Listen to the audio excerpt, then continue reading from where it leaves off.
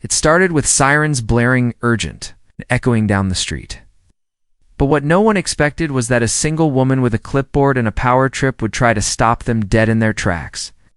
If you've ever lived in a neighborhood controlled by an HOA, you already know the type, the Karen who treats every sidewalk like her runway, every bush like her business, and every rule as her weapon.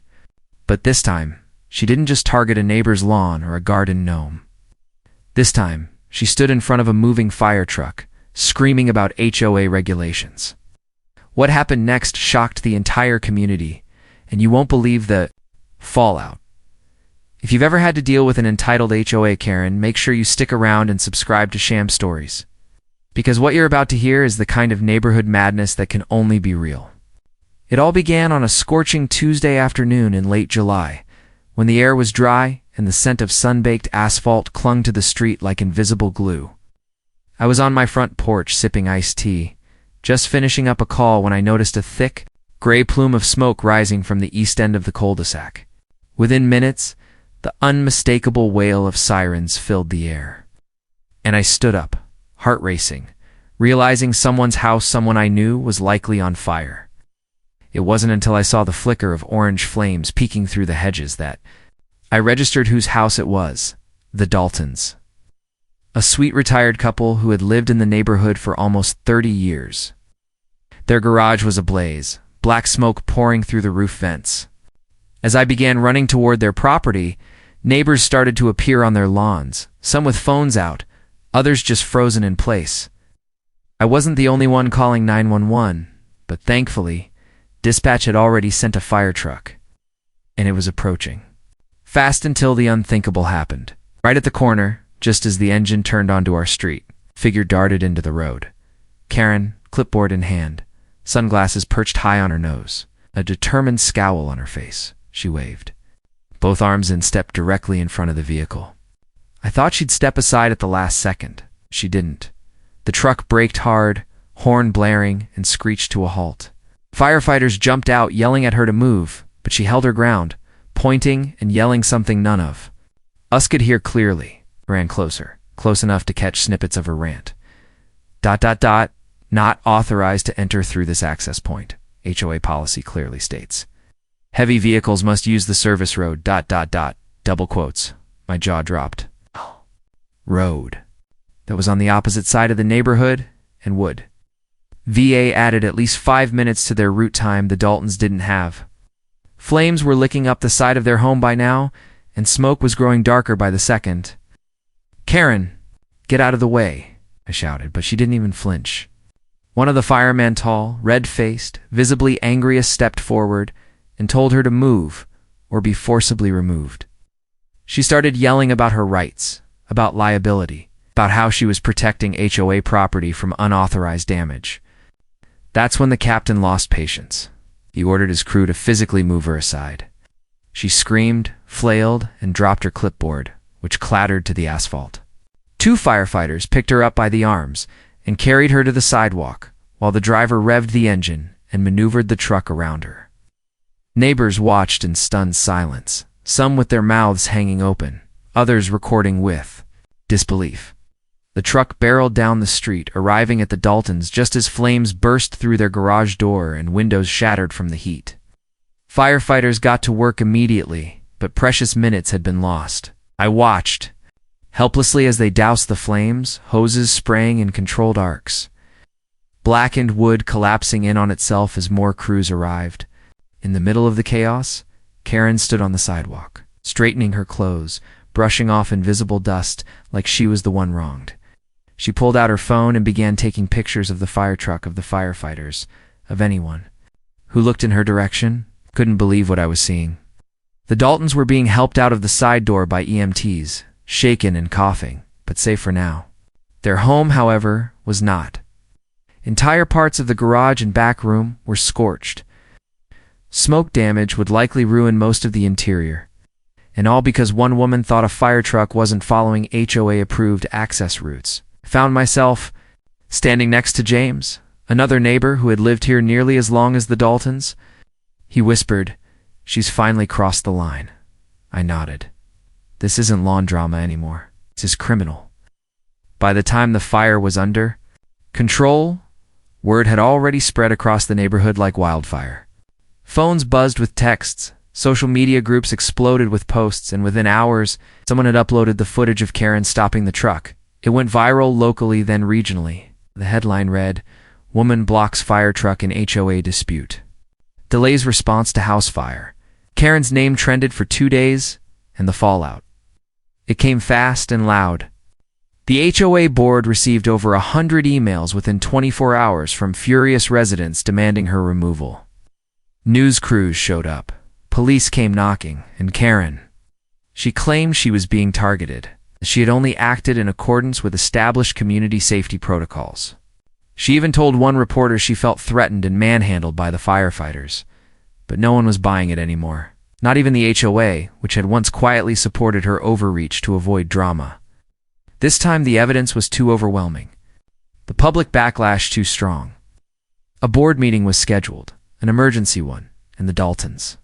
They were staying with their daughter 2 towns over, heartbroken but grateful to be alive. The community organized a fundraiser within days to help them rebuild. But beneath the surface, something had shifted. Karen wasn't just the annoying lady with a clipboard anymore. She was a liability, a danger, a symbol of everything wrong with unchecked power in quiet neighborhoods. And as the board meeting approached, we all knew one thing for sure. The woman who tried to stop a fire truck was finally about to face the heat herself. The emergency HOA board meeting was scheduled for a Thursday evening. And by the time it rolled around, the entire community felt like it had been holding its breath for days. Lawn signs had appeared up and down the street reading "We Stand," with the Daltons and "No to Karen's Rules" hastily printed and staked by neighbors who, for once, had unified against a common threat. There was no more polite avoidance, no more biting of tongues when it came to Karen. She had stopped a fire truck. People couldn't forget that. And the worst part? The fire chief himself had publicly confirmed that the delay caused by Karen's obstruction had allowed the fire to grow substantially larger. The final report was clear. If the crew had arrived 2 to 3 minutes sooner, the garage might have been saved, and much of the home's structural damage could have been avoided. That statement had hit the community like a thunderclap. And when the board meeting began, you could feel the shift in the room.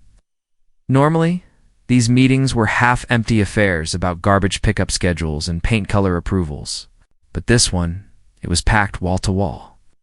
The community center's main room was standing room only. Residents from every corner of the HOA, some who hadn't attended a meeting in years, were present. Young couples, retirees, parents with kids.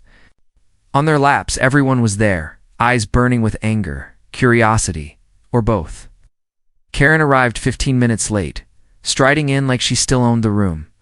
Her blonde hair was stiff with spray, her clipboard tucked under her arm like a badge of honor. She wore a pantsuit, clearly trying to project confidence and professionalism. But it did little to soften the harsh expressions aimed her way. Whispers trailed her like smoke as she walked toward the front row, deliberately ignoring the Daltons. Empty chairs, which had been reserved but left unoccupied as a symbol. Karen's seat had been moved to the audience. She was no longer on the panel. The board presidenta, calm, older man named Charles, called the meeting to order and skipped. All usual protocol. Tonight, he said, we're addressing one issue and one issue only. The obstruction of emergency services on July 23rd by a member of this community. The room went quiet. Charles looked directly at Karen. You may speak when asked. For now, we will present evidence. What followed was a methodical and damning presentation. A timeline of the incident. Security camera footage from 2 different angles showing Karen deliberately stepping into the fire truck's path. Body cam footage from the fire department confirming their attempt to proceed lawfully. Statements from multiple witnesses, including myself and James. Then came the official fire department report, highlighting the delay and its consequences. Charles finished by playing a news clip, a broadcast from the local channel showing the viral footage. When the screen finally went dark, the silence was unbearable. Everyone was watching Karen, waiting for her reaction. She stood slowly and cleared her throat. I was only trying to protect our streets, she said, her voice shaking but stubborn. The HOA bylaws clearly state that service vehicles should enter through the designated access road to minimize damage to residential landscaping and private pavement. I was acting within the rights provided to me by our own rules. A woman in the back shouted, "They were saving lives." Others murmured in agreement. Karen held up her hand. The truck could have circled around. It wouldn't have taken that much longer. My concern was that the corner sidewalk had just been repaired. We spent over $6,000 from our HOA budget fixing it. If the fire truck had cracked it again, it would have set us back months. The room erupted. Shouts of, "Are you serious? And that's your excuse?" drowned her out. Charles had to slam the gavel twice just to restore order. He leaned forward, his voice low but firm. "You prioritize sidewalk concrete over human lives?" Karen's face turned red, her jaw trembling. "You're twisting my intentions. I was trying to enforce protocol you interfered with." "Emergency responders," Charles cut in. "That is not enforcement. That is obstruction." A motion was proposed. Immediate removal of Karen from all HOA-related positions, committees, and neighborhood roles, along with a formal recommendation, sent to local authorities for further action. The vote was taken right there, on paper slips. As the board members counted, Karen sat down stiffly, gripping the edge of her chair. When the final tally was announced, overwhelming 46-2 in favor of removal, she didn't even flinch. She just stood, picked up her clipboard, and walked out without another word. But the damage was done. That night marked the beginning of a much-needed transformation in the neighborhood. The board enacted new rules, prohibiting any resident from interfering with public service vehicles. Regardless of HOA policies, the bylaws were rewritten, making it explicitly clear that emergency services took priority over all neighborhood access regulations. Karen's name was scrubbed from the neighborhood committee list, the HOA Facebook group, and even the neighborhood newsletter. But she wasn't gonna not yet. Over the following weeks, Karen launched a bizarre and chaotic campaign to clear her name. She distributed printed flyers door-to-door, claiming she had been falsely vilified by a media smear campaign. She filed a complaint with the city council about the HOA's unconstitutional removal process, which was swiftly denied. And she tried, desperately, to hold impromptu street safety seminars from her lawn. No one came, or once carefully maintained flower beds wilted from neglect. Her porch light stayed on all hours of the night, and she rarely left her house. The woman who once micromanaged trash bin placements and fined teenagers for playing basketball after 8 p.m. had become a recluse. But the worst was yet to come for her. Word spread that the fire department had forwarded her obstruction footage to the district attorney's office. Interfering with emergency services was no small offense, and in some jurisdictions it could carry serious consequences. Then came the knock. On a sunny Saturday morning, a squad car pulled into her driveway, and 2 officers stepped out. A neighbor caught the moment on video. Karen opened the door in her bathrobe, visibly stunned. The officers calmly handed her a document. She wasn't arrested, but she was being formally served with a civil suit filed on behalf of the Daltons. They were suing her for negligence and obstruction. The video spread just like the first one, and soon headlines read, "HOA Karen sued after stopping fire truck." Her name, once known only in our small community, had become synonymous with entitlement gone too far. The lawsuit wasn't about revenge, it was about accountability. The Daltons had lost a significant portion of their home, not to mention thousands in damages, irreplaceable heirlooms, and their sense of safety. Karen's interference had cost them far more than time. It had nearly cost them their lives. As the neighborhood watched the legal process unfold, there was a collective sense of catharsis. For once, someone like Karen wasn't getting away with it. There were real consequences, visible and lasting. And although she tried to file a countersuit, claiming emotional distress and character defamation, it was dismissed almost immediately. Her grip on the neighborhood was broken, and yet, in true Karen fashion, she wasn't done making things worse for herself. Karen's lawsuit was falling apart. Her countersuit had been laughed out of court. She was now regarded in the neighborhood as a pariah. But rather than retreat into quiet reflection or remorse like any rational person might, She decided to double down in a way that none of us could have predicted. The damage she caused during the fire truck incident had already branded her as reckless and dangerous. Yet somewhere in her mind she seemed convinced that she had been framed, wronged, banned, betrayed by a conspiracy of ungrateful neighbors, an overzealous HOA board, and corrupt emergency responders. Her yard became the stage for her rebellion. One morning we woke to find enormous homemade signs on our lawn with messages in all caps. "Neighborhood mob ruined my life."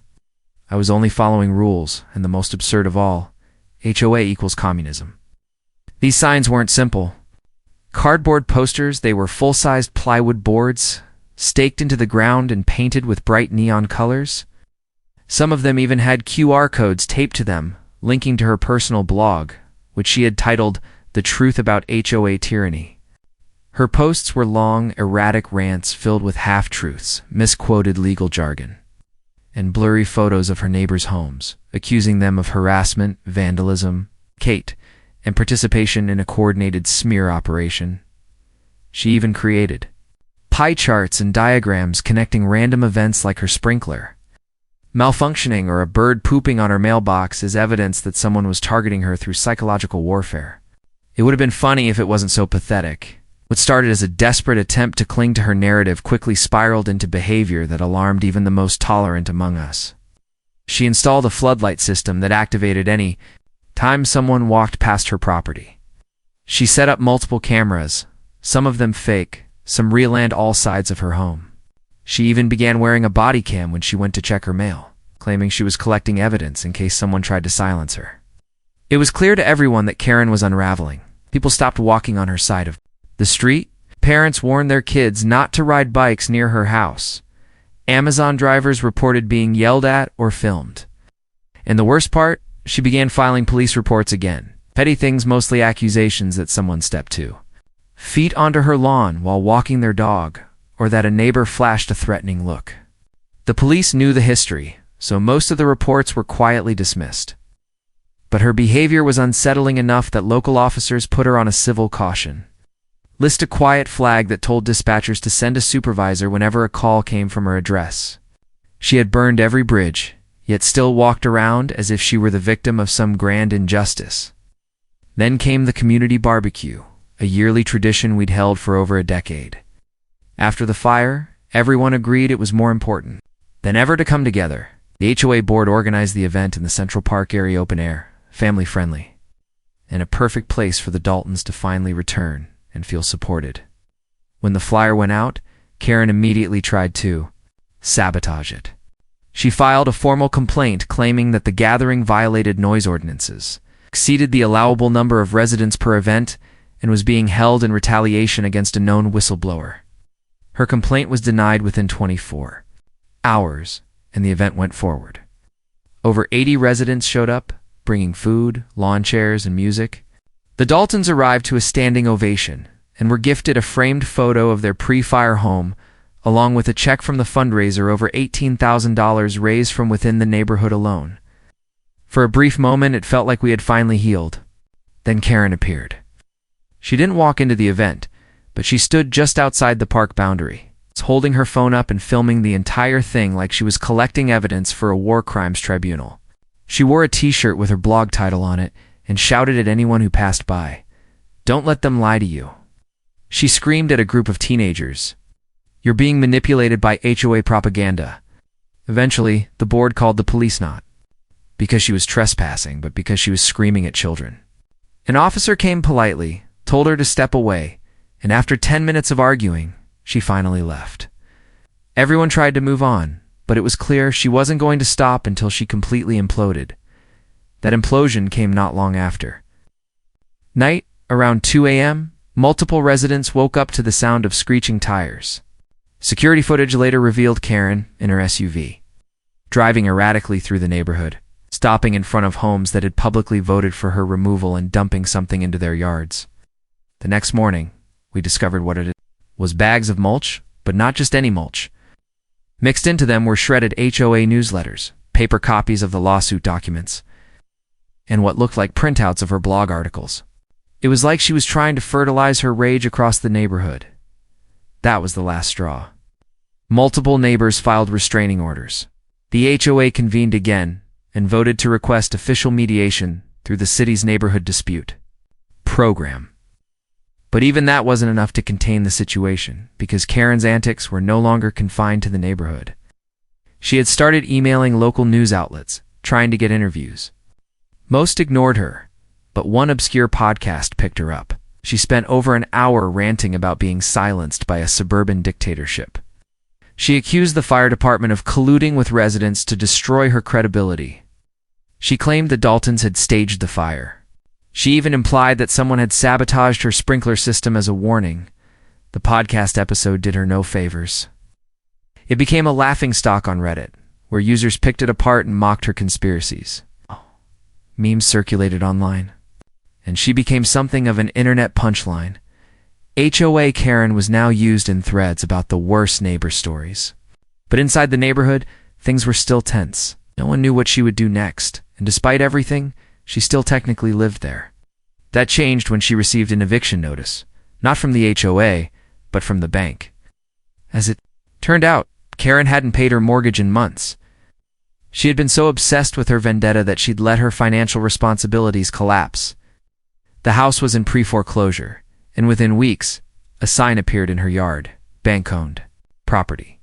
Do not trespass. We all thought that would be the end, but Karen, true to her pattern, wouldn't leave quietly. She staged a farewell livestream. Standing on her porch and delivering a 30-minute monologue about corruption, betrayal, and how true patriots would understand her fight. She cried, screamed, and then at one point tried to recite a quote she attributed to Abraham Lincoln, but it was actually from a reality TV show. By the time the sheriff arrived to enforce the eviction, she had locked herself in the house. Took nearly 3 hours of negotiation. But she finally walked out with a suitcase and a blanket wrapped around her shoulders like a cape. She didn't look victorious. She looked small, defeated. And as the police drove her away, the neighborhood collectively exhaled. We didn't celebrate. We were too exhausted for that. But we knew something important had just ended.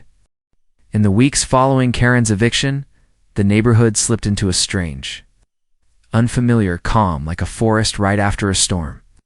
Her house sat empty, its windows dark and curtains drawn. The once manicured lawn now overgrown with wild grass and weeds. It was hard to believe that this abandoned property had just a short while ago been the epicenter of so much chaos. Without her patrols, her surveillance, her unhinged HOA complaints, the neighborhood seemed to breathe again. Kids started riding their bikes freely along the sidewalks. Families resumed their evening walks without feeling a camera was aimed at them. Neighbors who had barely spoken during the height of her influence were now planning cookouts together, waving as they passed each other's driveways, and pausing for casual conversation over fences. But even as things returned to normal, there was a residue of uneasy, because while Karen was gone, her presence lingered like a bad echo.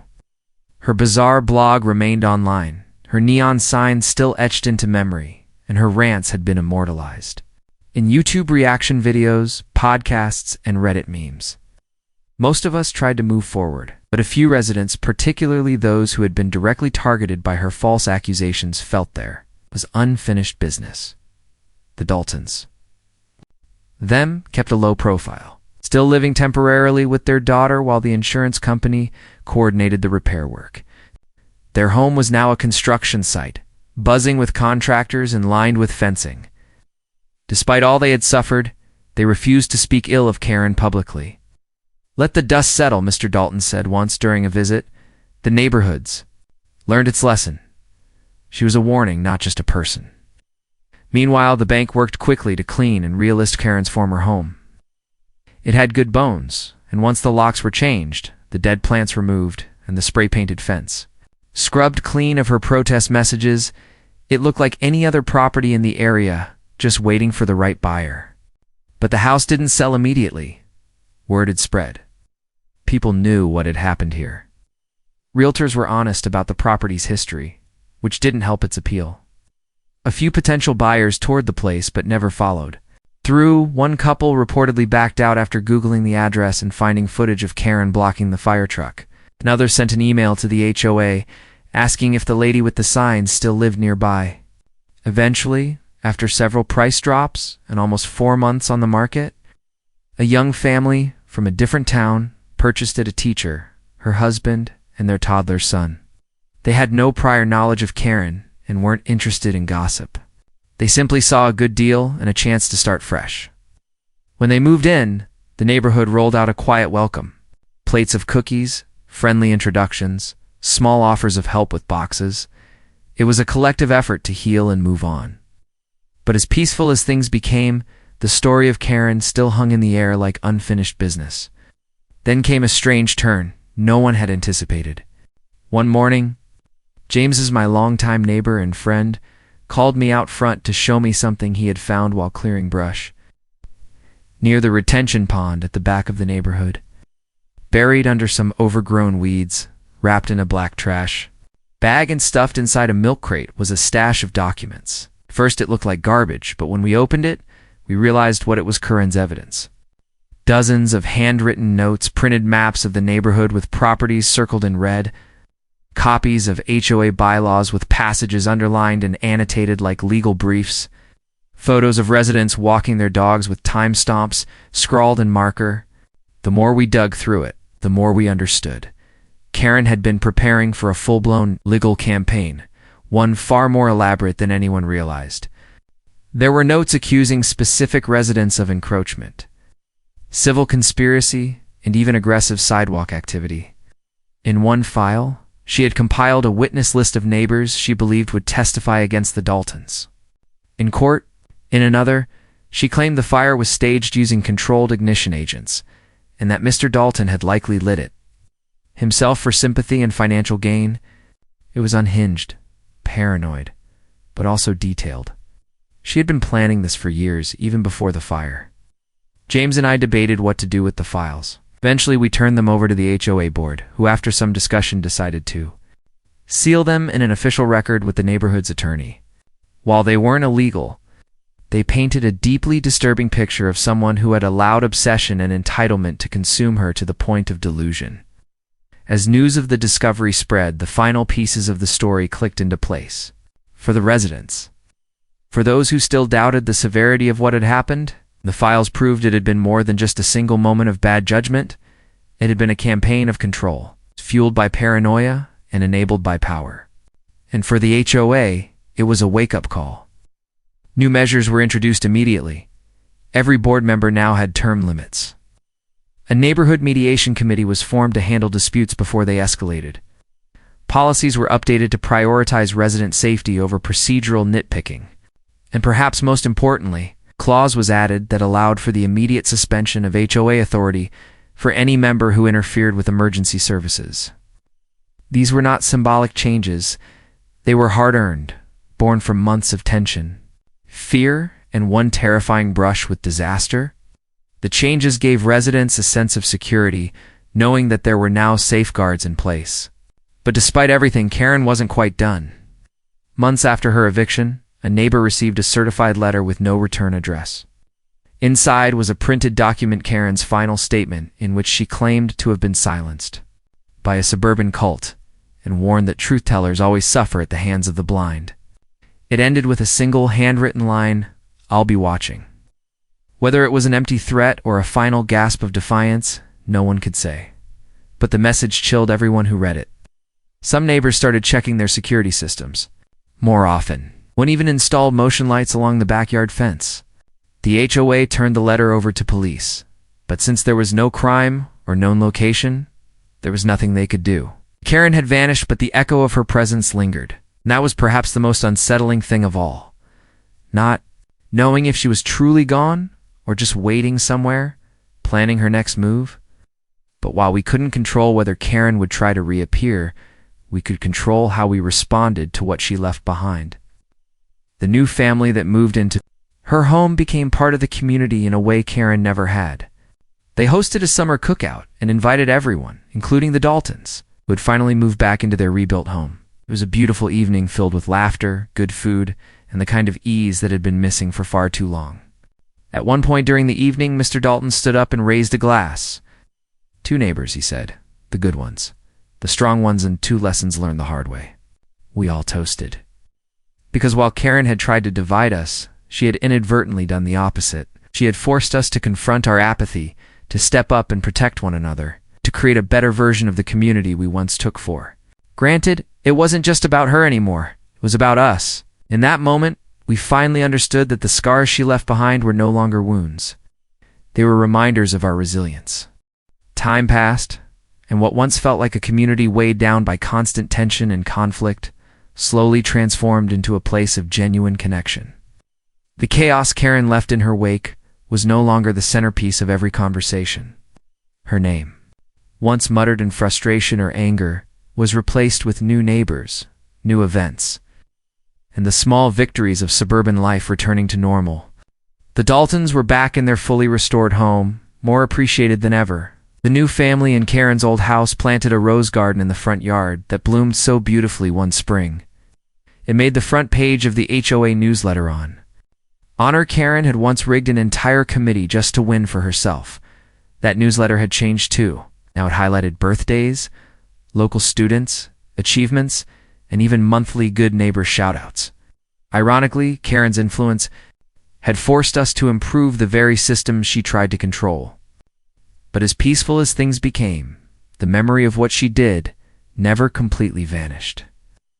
It lived in cautionary tales told at block parties, in new rules written into the HOA bylaws, and in the quiet understanding between neighbors that unchecked authority, when left alone too long, can rot into something dangerous.